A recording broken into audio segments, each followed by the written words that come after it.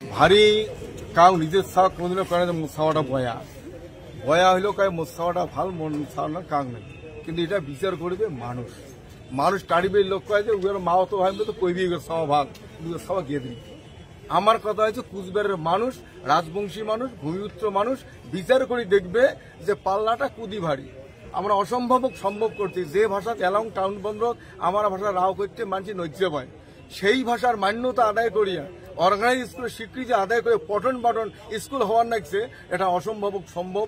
জলৎশীল ভাষীতে যেমন অচানক ঘটনা, তেমন অচানক ঘটনা ঘটে দিচ্ছে মাননীয় মুখ্যমন্ত্রী মমতা ব্যানার্জি। অতএব এইটার ভূমিপুত্র রাজবংশী মানুষ গোটা উত্তরবঙ্গের কোয়া যায়, সবগুলো স্কুল উত্তরবঙ্গ তো হয়েছে গোটা মিলিয়া। এই জন্যে আমরা মনে করি যে পাল্লা ভারী তৃণমূলের। অনন্ত মহারাজ মাঝখানে একটু বিক্ষুব্ধ ছিলেন, বিজেপির বিরুদ্ধেও কথা বলছিলেন, কোনো যোগাযোগ হচ্ছে না? আমার কোনো যোগাযোগ নেই।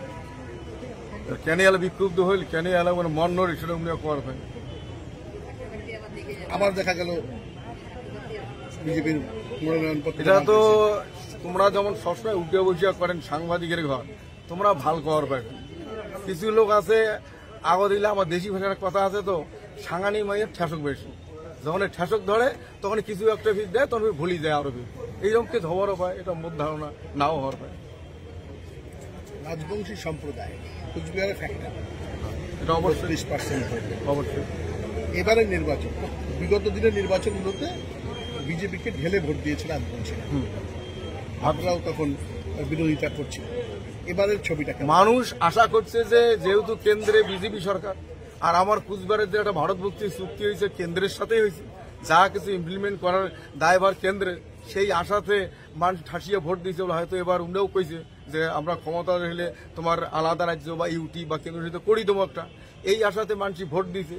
কিন্তু ওটা যে আশার আশা, ওটা যে স্বপ্নের নিন্দের স্বপ্ন, সেটা এলা বুঝে গেছে। এবার আমার নগদ ওই 10 টাকায় ভাল, স্বপ্নতে লাখ টাকা দেওয়ার থেকে 10 টাকা যাই দিবে, তাই আমার সাথে। তৃণমূল জিতবে কতটা আশাবাদী? 100% আশাবাদী। এটা আর কাউ নেই, কুচবিহার তৃণমূল ছাড়া কাউ জিতে পারে না।